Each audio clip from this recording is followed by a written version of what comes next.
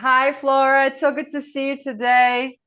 Hi, Lazarina. Thank We're you in for different inviting me. countries, but I think we've stayed true to finding places that are close to nature and living an organic, natural lifestyle as much as possible. And it's been amazing to me. We met in Costa Rica, and you were mostly a permaculturist in the beginning, and someone who was, waving the machete in all directions. Also a mother. I mean, I don't mean to say you were permaculturist full time, but it's been incredible to like watch your progression and see you launch the Lotus Activation website, which is sort of like a culmination of all of your learning and everything. And you went through musical exploration and healing arts. So now you're like this Renaissance woman, is how I feel. You have so many tools in your toolkit, and I've been really curious, especially about this most recent experience that you've gained and the certifications that you have with the work in spinal flow and spinal energetics. Why does that concern me? I've gone in the direction of discussing how technology is actually disabling a lot of our natural frequency, a lot of our human technology. It's almost like I wish we could just pick the cherries on top and use technology in only a positive way. But unfortunately, I think it's some of our use and immature use of technology is inhibiting some of our deepest treasures of our human technology. So to me, you're someone I wanted to talk to because you represent a deeper knowledge into what is this human technology? What is this internal landscape? What is this wave that we're talking about? Who are we? What is a human being? So I know these are broad questions, but let's start somewhere. Let's talk about your, yeah, I see a little graph there in the background. Let's talk about spinal flow and what you've discovered is our kind of innate energetic system. Yeah. First of all, I want to say thank you for inviting me. You know how much I appreciate you and admire you since forever because of your eloquence, and you're so deep into research and also very congruent with your life. So I'm really honored to be here sharing with you reflections. So you mentioned something very interesting about you wish we could cherry pick, let's say, the good stuff of technology. And it just came to my mind that it's the same with money. So money is an energy that it magnifies you, right? And so the same with technology, it magnifies what we already are. So if there is trauma, individual or collective trauma, technology will just magnify it. Yep. Um, so what I have here, Mm-hmm. this is my new space of working. I'm still getting myself to be known in this new town, Monrose, Colorado. I just moved 2 weeks ago. So I put this here to explain to the clients that come first in a rational way, because it's something very magical, something very mysterious.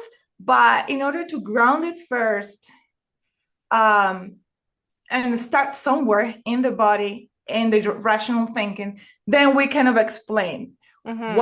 what is happening. So the spinal flow. Let me share screen right now and kind of magnify this. Yeah, right now we're seeing this image that's behind you. We're seeing it full screen. Yeah, Mm-hmm. so the spinal flow um, is a technique that is a branch from chiropractic, and it has a lot of elements from craniosacral therapy. So what we see in the image is how the central nervous system irrigates the whole body through the peripheral nervous system. So that means that when we are addressing, and we're going to go deeper in this interview, when we are addressing the central nervous system, is like the highway that sends all the communications, all the directions towards the peripheral nervous system, and then is connected to the organs and to the whole functioning of the body. So it's really addressing the root cause of many blockages. we can also talk about the blockages, the 3 types of blockages and how we can manage them. So what are these drawings here? I mean, one is the spine, and that's the central nervous system, and then the peripheral, everything connects to a particular vertebrae. Is that what we're showing? And the systems and the organs are all connecting to this central spinal flow, correct? Exactly. So the main highway of communication is the spinal cord with the brain. That is the central nervous system. And then that branches out towards each of the organs. And as you mentioned, is from each vertebra, a particular region of our spine branches out towards the organs. Yeah. So yeah, so but the main focus of spinal flow, spinal energetic network, spinal, and actually chiropractors is the spinal cord, because there is where the blockages are storage, and also it is in the spinal cord that we have access to the meninges. So the meninges are discovered, it's layers that cover the nerves, and they are more accessible in the sacrum and in the sacrum and in the cranial. Mm-hmm. And therefore it's easier to access them and to activate the craniosacral fluid. Mm-hmm. I don't know, so maybe you can I wanted to speak a little bit more really quick about the history, how Sure. What is it, right? So that is the School of Chiropractors, which is not my favorite therapy, not my favorite modality, because I feel it's very aggressive, very invasive. No, it's kind of scary too, but it's very knowledgeable. I'm not criticizing it. It's just that I don't resonate too much with it. Yeah, so, I just read some of your blog, which I will include in the description of the video. I'll actually include links to the articles you've published on your website because they're excellent. For anyone that wants to learn more, please check those links. But you just speak of the chiropractic tradition as like high intervention or something that just kind of busts in to disrupt something and manipulate it into alignment, but it's not gradual, and it's not really with the participation of the client fully or the patient, right? Yeah, exactly, because then it will come back again. That trauma will come back again. That pattern will come back again. That tension. So from that school, many students started to understand other ways with the craniosacral therapy and also the osteopathy. So a more gentle way on how to make in such that the body itself realigns. But they share many principles together. Right. Yeah. So one of the let's say the pioneer of this kind of techniques, his name is Donny Epstein, and he created what is called the network Spinal. And so he did scientific research on the spinal wave, which is a motion that is involuntarily. It's something. It's almost like we're transmitting a wave, right? We're electromagnetic beings, and they've been able to measure that we have an oscillation or some kind of fluctuating wave that is present with us. Now, you as a practitioner of this therapy now, you will tell me what you know. Like, do we all have our own energetic signature of as to how we must because we're so unique. So how it oscillates with each individual is going to differ based on their system, right? But there is a pattern that you can repeat, and everybody can show the same. So there is different qualities of the wave. It can be perception, which is you can barely perceive, or it can be more related to the breathing, or it can be actually very expressive with a lot of movement and a lot of display. And it doesn't really mean whether you're having more trauma or less trauma. It's just what the moment what the circumstances are showing and what is necessary to the body. So what the practitioner does. So real quick. So Donny Epstein, he developed this. He's a genius. And then Carly Axford, she is the founder of Spinal Flow. She worked in she was also a chiropractor, and she worked in clinics where there were people that with the worst cases of spinal injuries. And she started to apply this, and then she saw all the improvement. So her work is really on the body. She doesn't work with the different layers of the electromagnetic field. She really sticks to, let's say, the physical, the tangible, the measurable wave, and assessments and results, physical results. She doesn't go into the mystical part, which I also like, and I studied in another course, but she sticks to that, and then she teaches that. So I went to that course, I learned that, and then with the spinal energetics, which is founded by Sarah, another chiropractor, by the way. Then I learn about the layers. But if we stick about on the wave, everything is about the craniosacral fluid, Right. and the meninges. So our brain and spinal cord, they are surrounded by this craniosacral fluid, which is produced in the ventricles, in the center of the brain. And this craniosacral fluid carries electro messages and also the hormones. So it's intimately related to the pineal gland and the pituitary gland. Yeah, so pituitary. The pineal gland, right, is a transducer, like Joe Dispenza explains. It's a transducer, which means it translates messages, electrical into chemistry, into chemical messages, and chemical messages into electrical messages. Wow. So that's the correlation of the endocrine system and the nervous system. Nervous system. Yeah, so that's the bridge. The pineal gland is the bridge, the communication.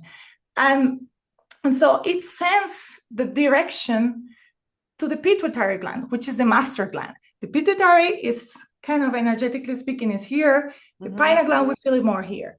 And so the pituitary gland sends all the messages to all the rest of the main glands, right? Thyroid, parathyroid, thymus or thymus. Thymus gland, yeah. Yeah. Sorry, my accent. One nobody knows about that's kind of almost calcified. Well, they think it doesn't exist, but tapping it actually gives you, like, increases your count of T cells to fight off infection and stimulate the immune system. I mean, everything is just magical to me. What a circuitry we have that we don't know anything about, or very little. Yeah, thanks for. Yeah, totally. And so it sends then, to the adrenal glands and to the reproductive glands. So it really focuses, the craniosacral fluid is our focus again, and the main goal with spinal flow, spinal energetics, network spinal, is to increase the flow, increase the movement, and activate it, because this craniosacral fluid will dissolve the blockages in our spinal cord, which will bring more flow, therefore more energy, more healing. So we, as practitioners, as healers, of course, we set an intention, we set a presence, but we're not really controlling what's going on. We're managing, we're facilitating, we're holding the space for the inner wisdom to decide what is really needed. Yeah, let me just quickly share this video of you working on a patient, just to show people what it looks like. And you can talk over it because I've muted the sound of the video. Perfect. So here we see the wave. I am just accessing the meninges that we talked about previously. And I'm just reminding the nervous system, the flow. There I am increasing the flow, bringing more energy to the system. And we can see her flow. We can see there is a flow between her cranium and her sacrum, but sometimes there is a gap. So the wave is really not complete. Yeah. I will replay like that second half again when you're giving energy from the feet up. I mean, are these movements involuntary? Yeah, this is totally involuntary. Wow, this really amazed me when I saw it. And some people are really twitching, and you see bigger waves happen than this, but this is moderate. Yeah, so it's interesting because my first experiences were really with Kundalini activation.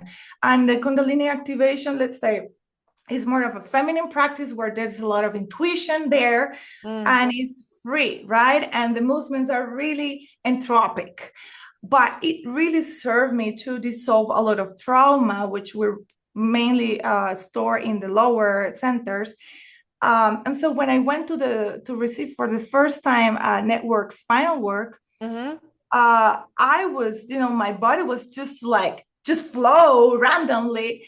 And then the practitioner kind of hold me down in the Uh-huh. table and say, no, let's bring the energy to spine. And it was so interesting for me. I'm not saying one is wrong or the other is right. They're different. Here we just want to focus the energy on purely the healing and the increase of craniosacral fluid. That's the main focus. Right, right. Um, and so when you see people moving the hands or moving the feet, Mm-hmm. that's usually avoidance. Also, when you see laughter, all of this is just avoidance. Wow, there's sort of where it's an like overcompensation for the stiffness or the tension or what we're holding on to. Yeah, that's very Kind of. well said. It's because the blockage is there, and Mm-hmm. so the energy doesn't pass, and so it searches ways to just Ways to move. escape, This, yeah, ways to escape or some kind of outer manifestation of the thing. Yeah. Wow. and it's interesting because this this restless leg syndrome. Yeah, that's like supposedly a new condition, but it's Yeah, not. I mean, It's probably just a symptom of a deeper thing. Yeah. yeah, Yeah. I can see that it's caused a lot for caffeine, right? And it's just Because of the drinking caffeine?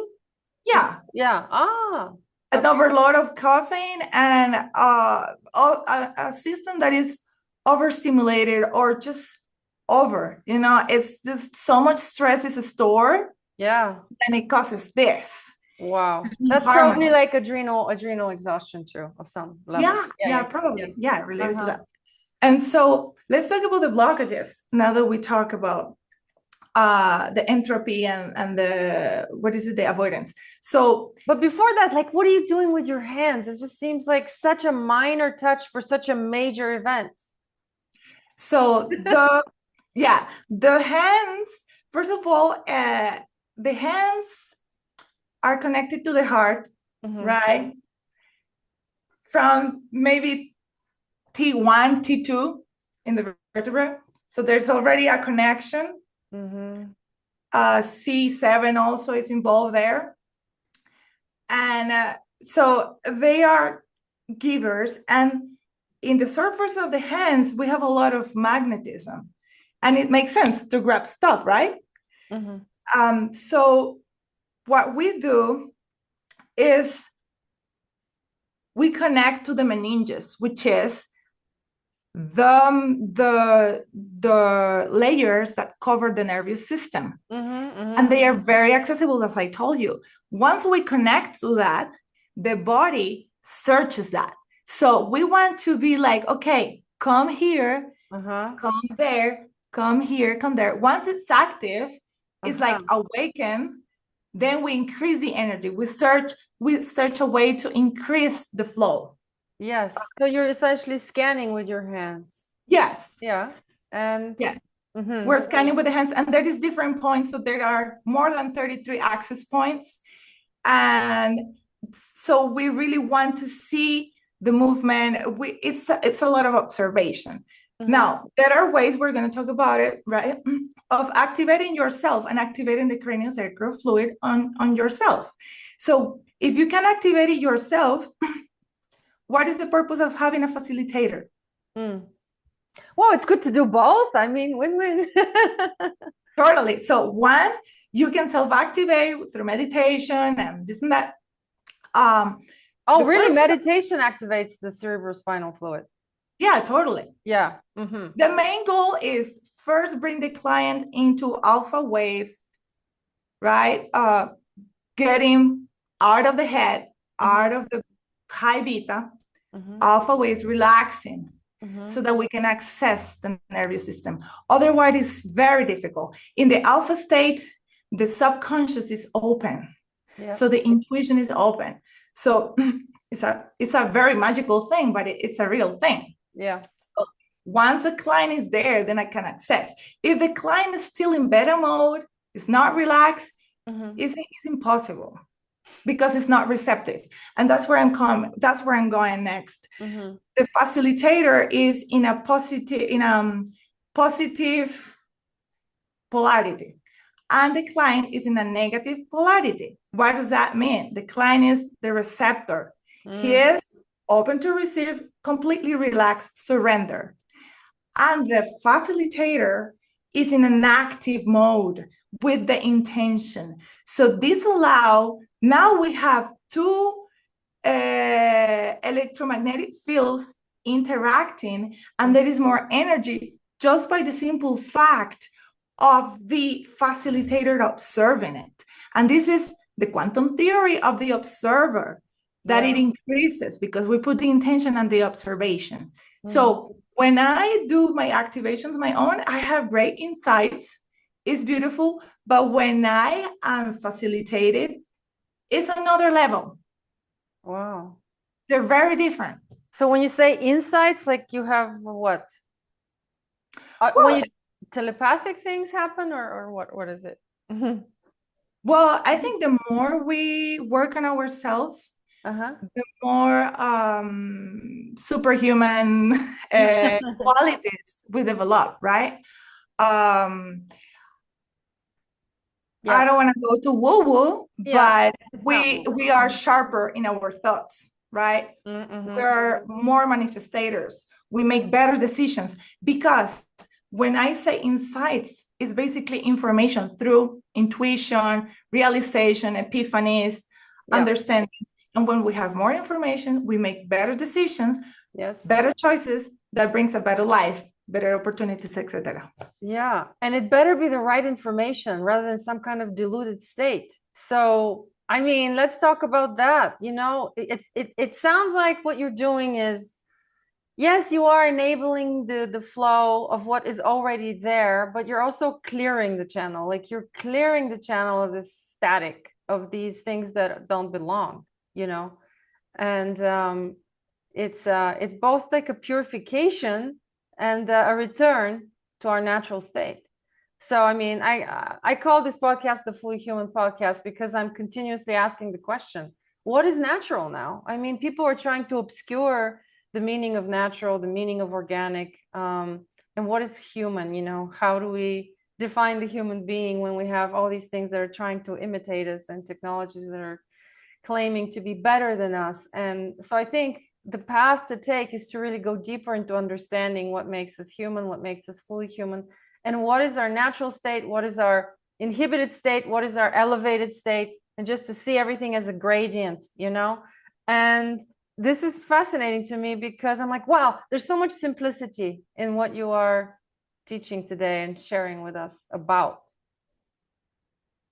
Yeah, I mean, this is a You don't need any external supplements. You don't need any external intervention other than the healing hand, the activation. Because see, that's also very profound. Like we can't do it ourselves. We're not meant to do it alone.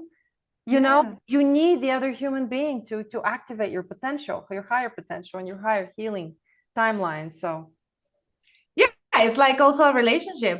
I yeah. mean, when of course you love yourself, you can access full pleasure by yourself, but when you do it with somebody, it's just a different experience. Yeah, Um, should we go there?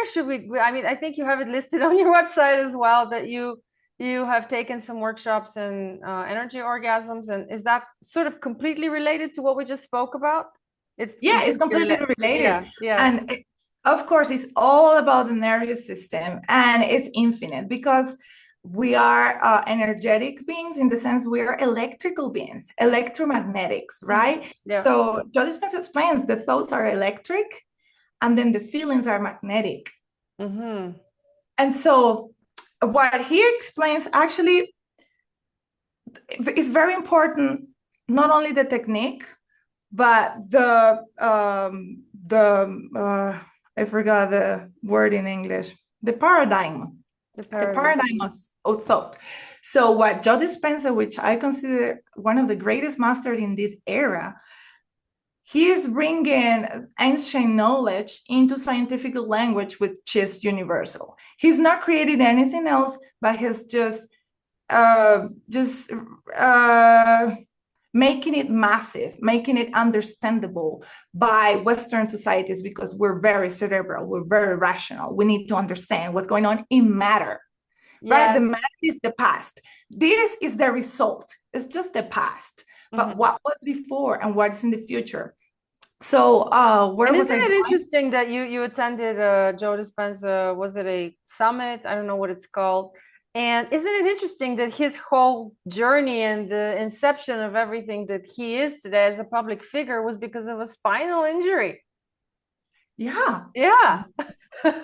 And you went to this to expand your knowledge on meditation, but everything's connected, I feel like, in your life. Yeah, you're taking Yeah. steps that are like there's a thread woven throughout. Yeah. And he's also a chiropractor. So Oh, he's he a is. I chiropractor. didn't know he is. Okay. That's Okay. his main formation. He graduated from chiropractor, and Hmm. then he was, I think, riding a bicycle, and then he has this accident, and then he worked through it. So Yeah. his focus is really just medical focus, but with ancient knowledge and ancient technique. He also adds other stuff for the whole programming of the mind. But his techniques are very similar to Kundalini Kriya.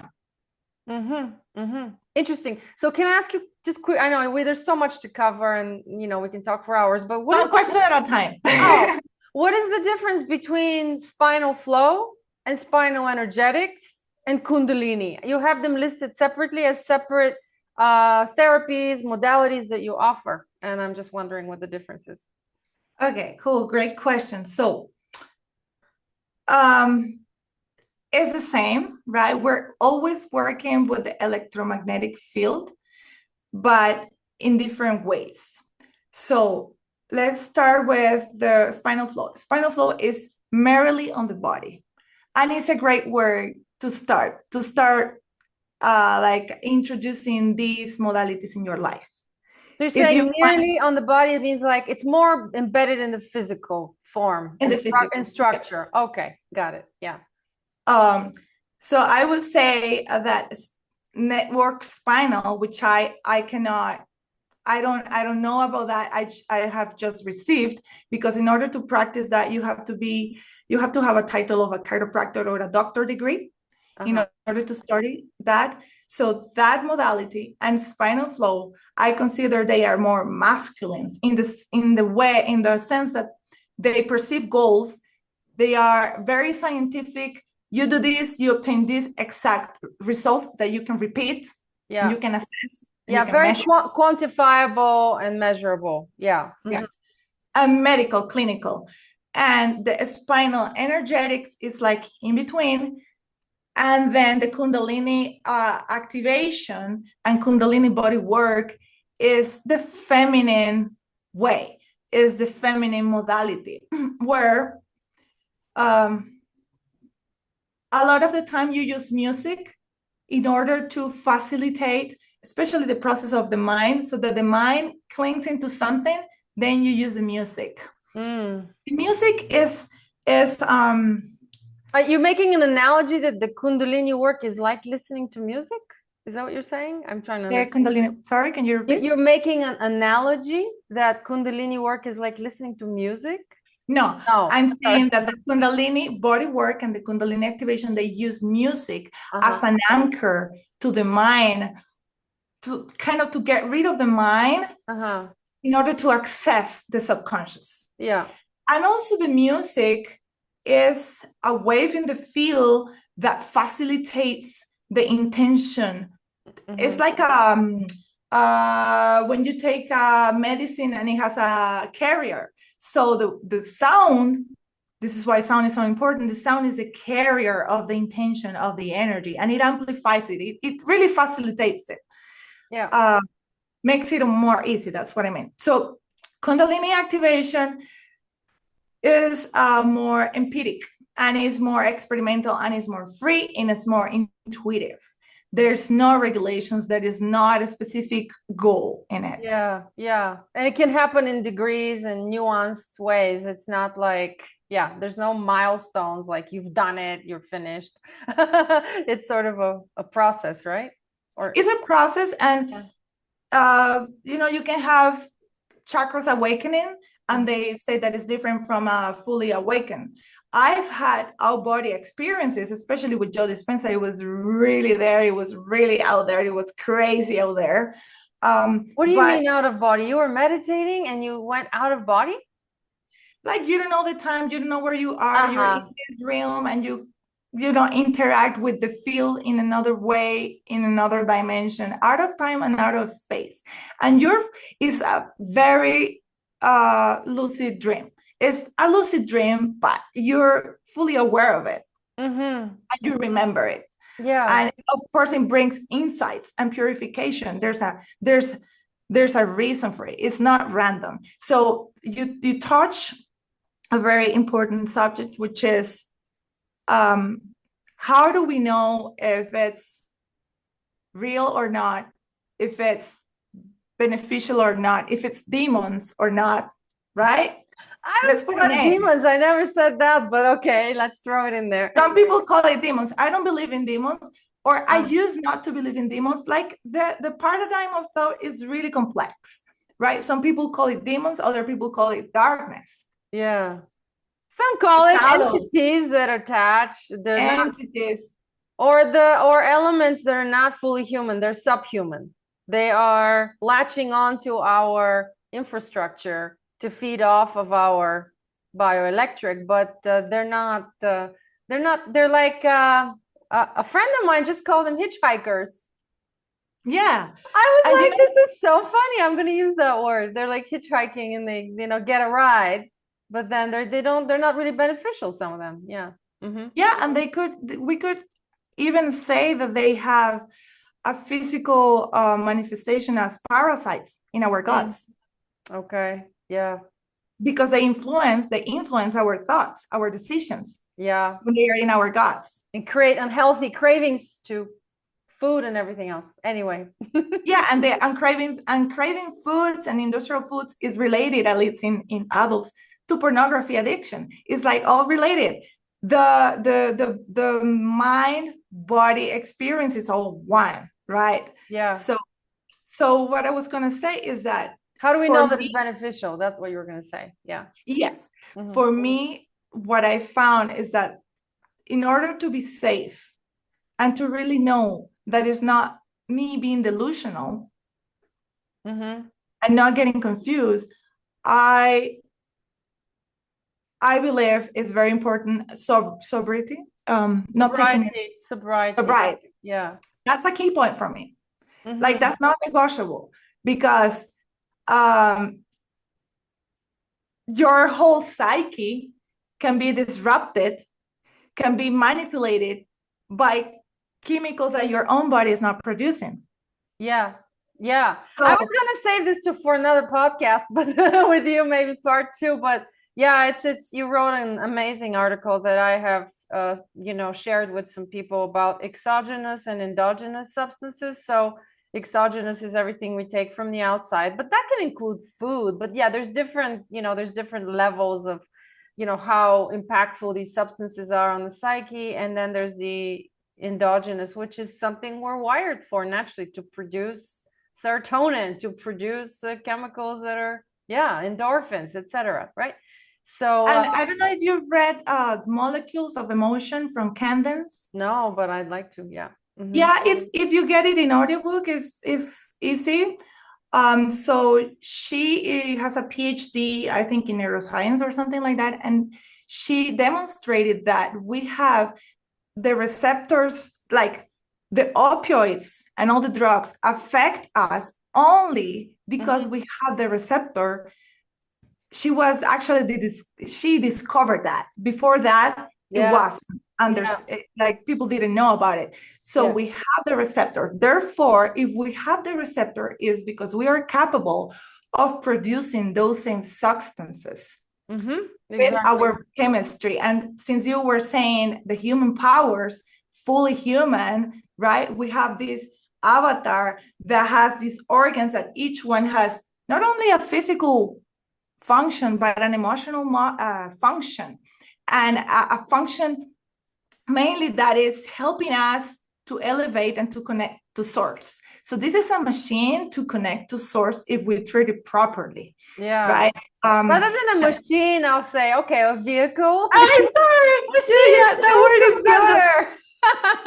what could be the best word? Vehicle, vehicle. The vehicle. Oh, Yeah, yeah. I love that. The vehicle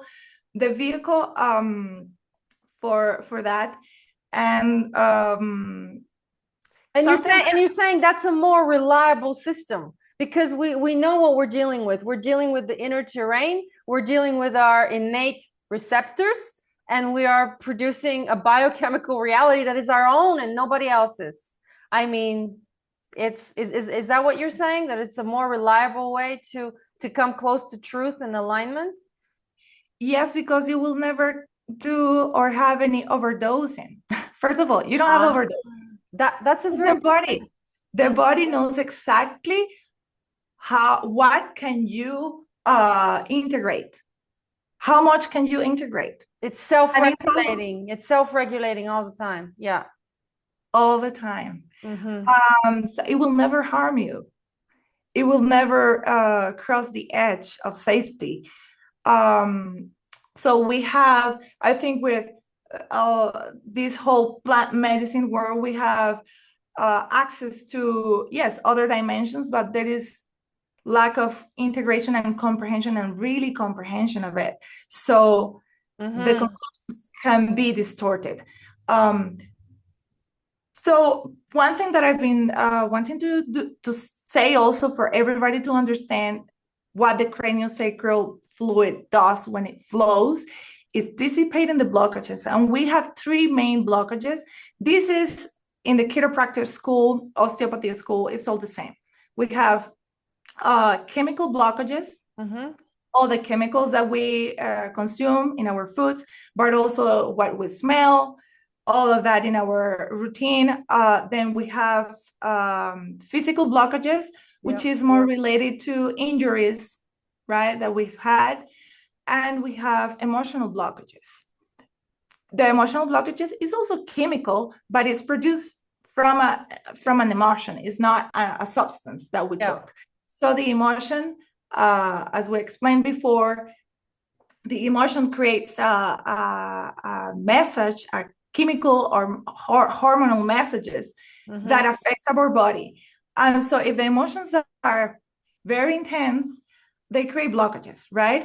So it can sound like, oh, whoa, but think about it. When you're horny, so let's say you start having horny thoughts. Yeah. That sends a chemistry that goes to your uh, gonads, your reproductive organs, and they activate. They activate and they have a need because they have their brain on their own also. It's like a little brain. It Yeah. activates and then things happen, right? Uh-huh. Same with the rage. You feel a lot of rage because something happens, it's an emotion, and then that activates the adrenals and True. you know it activates your state of being. So emotions really activate substances inner chemistry that have either beneficial or detrimental effects in our body. So the posture of our spine, the posture of our body, the feeling of the spine, we learn in spinal flow how to differentiate those three types of blockages. Wow. And yeah, they feel different. So it's like the spine is like our living history, repository of everything, right? So it's like the spine is going to tell you everything, the whole story. Well, not only the spine, I'm sure like some people read faces, some people read hands, some people, there's many ways in which our experiences become kind of etched into the physical form, we're sculpted by them. but yeah, the spine is probably the most intricate of not because probably, it's the root cause. It's the yeah. root cause. And yoga, Hansa Paramananda, he used to say, God is in your spine. That's the basic of Kundalini Kriya. Now, which is the organ that you cannot transplant so far? The only organ that you cannot transplant is the brain. Okay. You can do heart. Yeah, I know. It's weird, but you can, yes. Yeah. But the brain, no. It's impossible. Yeah. So it's the main organ. So the spinal cord is just the back of the brain. It's the memory of the brain. Of course, we have the cerebellum, right? The unconscious, and there's a lot of memory there too. But the spine storages all the memory. Yeah. Yeah. That's incredible. So you're saying with these three types of blockages, when you're working with someone, you can intuit what kind of blockage? You can see it. You can there. I mean, there are things that are obvious. If a person is hunched over, or like this, and they have a little hump, of course they either are, office workers with bad posture. That's kind of obvious. But it could also be that they have such a hard time dealing with certain emotions from heartbreaks that they just hide their heart.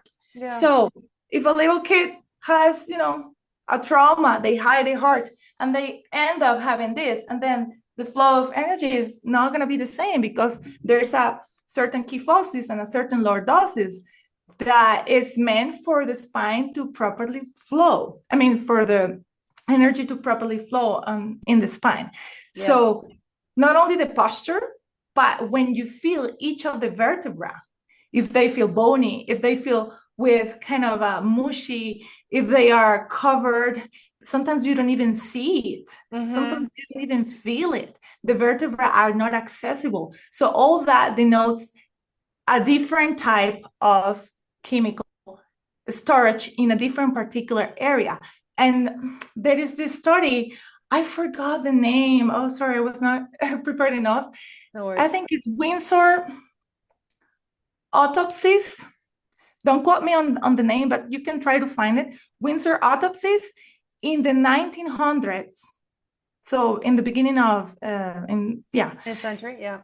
Yeah, he made the autopsies to 75 cats and like 20 people.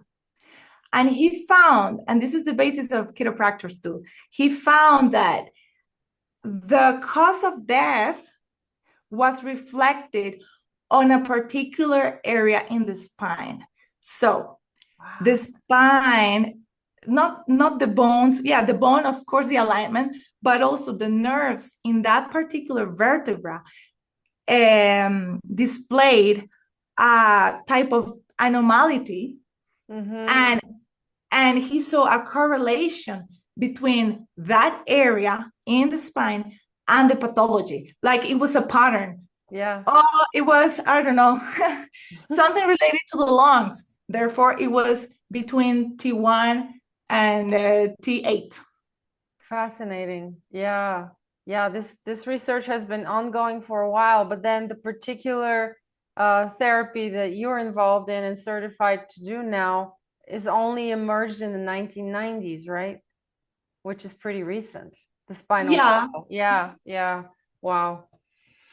Incredible. Yeah. I mean, is there anything else you want to like really have a burning desire for everyone to understand? And I think we're kind of reaching our time limit, and we can always do a part 2 and focus on something specific. Anyone who wants to visit lotusactivation.co can do so, and I'll provide that link as well in the description. I don't mean to cut the conversation short. It's an infinite conversation, but it's also, we have limited attention span these days, that everything's so saturated. And if we can just provide little tidbits of nutrition for the mind and the heart and the soul, and highlight to people, and then they can go and research deeper on that path to understand like what this circuitry is really has divine origin.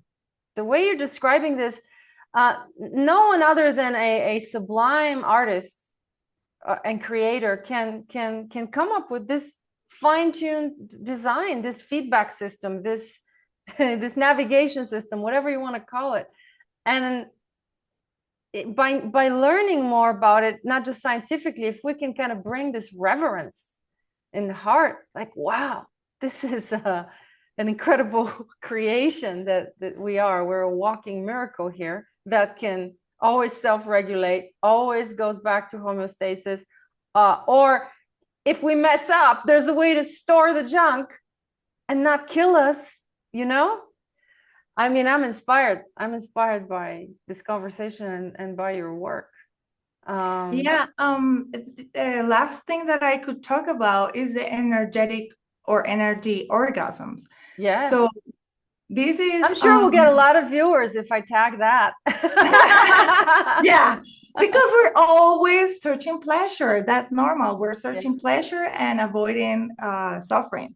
So, but our understanding of pleasure is very limited, right? Yeah. And probably mechanistic. It's like if you do this kind of thing, it will produce this kind of pleasurable result, right? That's how. Yeah, and it's very related to the matter. It's only like skin, like fake books with a particular shape, right? And so the energy orgasms activates the craniosacral fluid. They don't say it like that, but it activates the Kundalini, which is the Sushumna with the Ida and Pingala, which is craniosacral fluid. But it has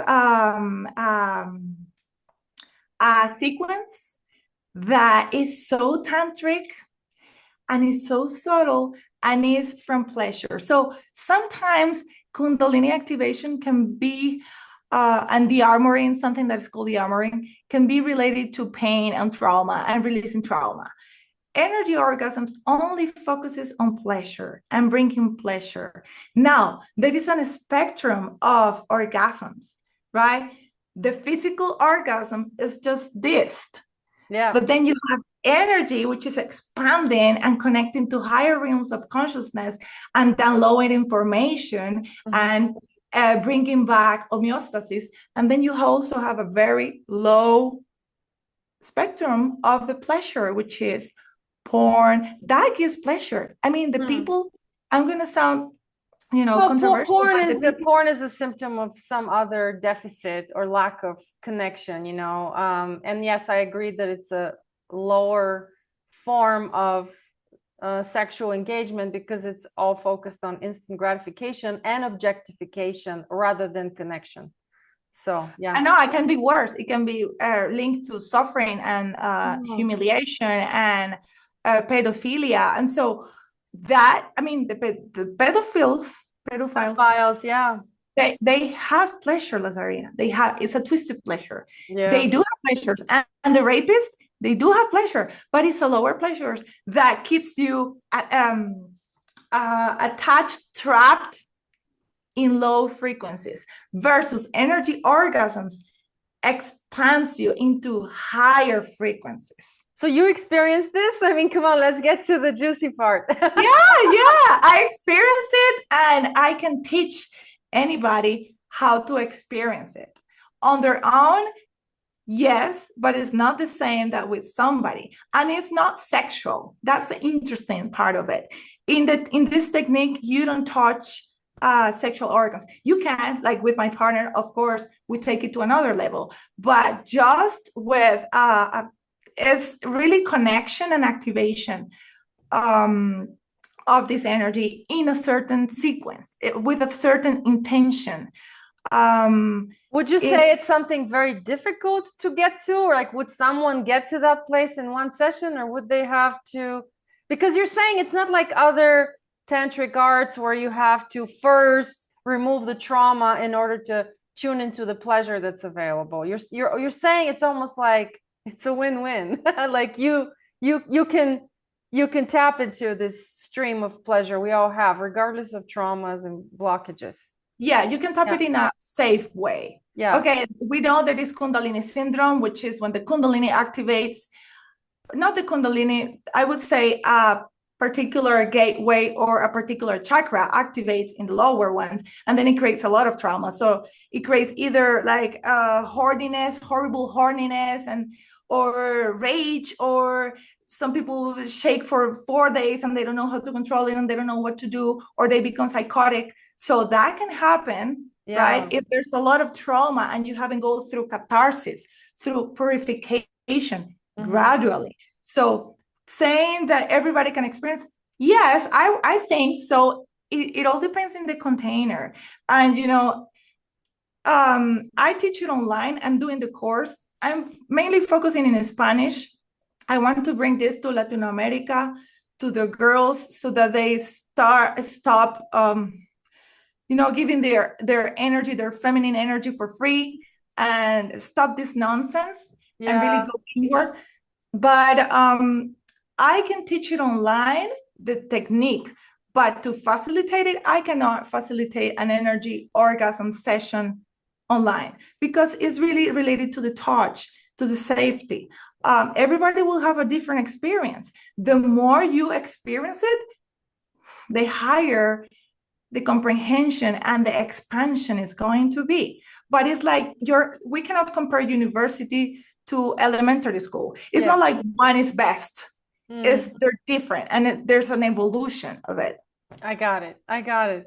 This is incredible. So you would describe it as a bliss state that is not bound by the physical, and it's not necessarily focused on the sexual organs. It's a full body experience. It's a full body experience. I experienced like a orgasm in my ear, orgasm in my nose, orgasm in my brain, orgasm in my feet. And what does that mean? Is it like a pleasurable tickling or buzzing, or what words would you use? Buzzing with tickling, with just enormous pleasure, just like the one we are used to feel in the first chakra, right? This expansion and vibration. But you feel it in another part of the body, and you're like, I didn't know I had pleasure in the tip of my finger, but we do have pleasure in the whole body, and we do have suffering in the whole body, and we do have rage in the whole body. So how can we tap in the pleasure in the whole body? Yes. Yeah, that is basically what you do with. I'm on board. I'm on board. Now I have to come to Colorado. Oh my God. So, okay. So the in-person for this is necessary because you do use some touch, just not of the sexual organs, but you do sort of energetically assist. Okay. And you're saying, but yes, with an intimate partner or whoever you are in a, good container with, you can take it farther. Yeah, I would have to also for couples, yeah. Yeah, for couples, and I want to prepare the women. I don't really like to work with men. That's not my goal at all. I want to work with women. Well, you don't know them as well. You know the female container best. Yeah, and they can work with their partners. So it's really me, woman to woman, and then they can work with their partners. But it needs a training. It needs, again, an understanding, rational understanding on how to activate themselves, the functions of the different parts of the spine, right? The bandhas, which is in Kundalini Kriya and yoga in general, they work with the bandhas. Here, you also work with the bandhas, and it's fascinating, but it needs preparation, right? It's not nonsense. It needs a lot of presence and understanding. So it's not something that I could explain in 45 minutes. Yeah, not even in 45 minutes. I get it. So I am doing a course. I'm doing a course that is going to be 3 months length, but I'm slowly building it. And I will let you know whenever it's finished. I finally have it. And I'm mixing the lotus activation, which is your own activation, with the energy orgasms. Let's wrap it up by saying why lotus activation. We never explained. This is not yet another therapy. This is your metaphor for what you consider to be the path. Correct? That's Flora. That's the path. That's the spiritual path. And your website says no mud, no lotus. Yeah, the darkness is there. The darkness is there. And we can nourish from it. Like I said, not romanticizing it. It's not like we want to experience darkness, but we can learn the lesson. Now, I studied botany in college. I have a technical degree in botany. So my fascination for flowers is really like physical and technical, right? And then I've practiced meditation my entire life, but I struggle. Okay, I was not enlightened. I'm not enlightened. But then it happened that I bought a land where there was a swamp, and Yep. everybody was like, "You should feel that swamp. You won't be able to grow anything." I'm like, "Listen, I know permaculture. I'm gonna find whatever grows here." So the lotus came to my life. I was able to plant it. It overgrew. It was like too much. I had to prune it. And then I was able to understand the flower, meditate with the flower, drink the tea of the flower, really connect with the flower and understand the mud, all of its beauty, the symmetry and asymmetry of its parts. And I was also reading and practicing Kundalini. And of course, the lotus is the supreme symbol of spirituality because it is deep in the mud, which is this creation. This creation is muddy, right? It's feminine, it's dark. We're here to learn and to commit mistakes.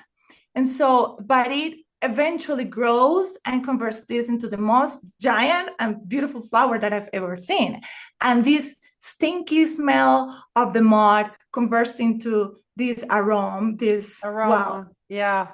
aroma, yeah. And so I called it lotus activation. And the funny part is that the last meditation I had, one of the walking meditation with Joe Dispenza, I picked a wildflower and I was very activated. I was looking at the flower and I was like, oh my gosh, this is the path. I mean, this is my path, right? Which is the code of the flower. We especially women, we're flowers and we have a code. And it's the code of beauty, tenderness, the delicate code. We don't have to compete with the tree. We don't have to compete with the sun. Those are more masculine energies. So going back to the flowered energy, we don't have to compete, but we have to be, that doesn't mean we're not resilient because we are exposed to the other energies and yet we bloom, right? So that's the beauty of it, is a kind of of strength in the tenderness. Because yes, when the flowers bloomed, it didn't mean it just happened just all automatically without integrating the other elements and the other forces. It's despite some of those forces sometimes. Like I have a flower that's starting to bloom right now, and is it going to outlast the humidity? The other flowers a little bit got a little fungus, Anyway, I just wanted to say that, yeah, I love your visual explanation. It's actually interconnection. It's not, or interdependent. Like Thich Nhat Hanh, the Zen Buddhist master, he speaks about interdependent. Yeah. So the cloud is connected to the strawberry, the flower is connected to the sun. Yes. So this whole connection. And last, I want to close with this. My name is Flora. It's not that I, name my name. My parents gave me this name because they were really socialist and communist. And the first communist socialist in the history, founder of the first unions ever seen, was Flora Tristan. She was French Peruvian, and she's actually the grandmother of Gauguin, the painter. So my mother, she was a filmmaker, and she was making the script for a movie about her life. Then she died. And so she called me Flora. So it was very much like, the materialism, historical materialism. Yeah, yeah. And I always felt like, oh, this feminine name, it doesn't really go with me because I was very much in my masculinity. Yeah. Since I forever. remember.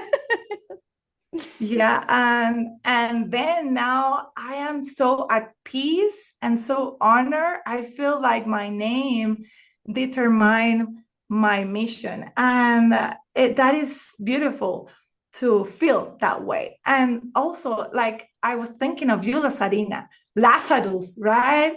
It's such a powerful name, and you've been always into wellness. Yeah, and rebirth through various transformations in life. Yeah. Yeah, Yeah, yeah, the name. I think we're both coming full circle. It's like a reclamation of the name. Like, why was I really given this name? And I also had resistance to it because there's very few people that are named that way in Bulgaria, where I grew up, and I didn't like it, and I would abbreviate it and butcher it. And for you, look from this kind of materialist ideology to the effervescence and the easefulness of like accepting and thriving, not striving, which is the essence of the flower. It's like, and then even your project being called Lotus Activation, everything is so embedded in your life experience. And we both love embodiment. We're big on embodiment. We don't like any of these abstractions that are happening with people. So we like real and grounded and honest. So it's like you observe the alchemy of your swamp to grow into this beautiful field, and then now your life has become that too. totally, totally. And it wasn't planned. It was divine mysteriousness, or yeah, or mystery, sorry, divine Mystery, mystery. yeah. Mm-hmm. Because I always also felt resistance to choose the lotus as a symbol because it's like so cliche, right? And I Cliche. really didn't feel. I thought, well, all flowers are beautiful. Why only lotus? And then it just came to me, and it kind of forced me. So it just came. It populated your universe. I'm gonna share some photos. I don't know, maybe Oh maybe in yeah, the maybe in the thumbnail of this video. I'd love to have some of your lotus blooming photos. Thank you so much. This is very meaningful for both of us, and it's an honor. And good luck with the course that you're finishing, and with everything else in your life, your family, relocation, and your spiritual growth. Just happy to have you as a friend, and I think people will really enjoy this conversation. I hope they see it. yeah. Bye, Okay. dear. Thank you so much. Thank you.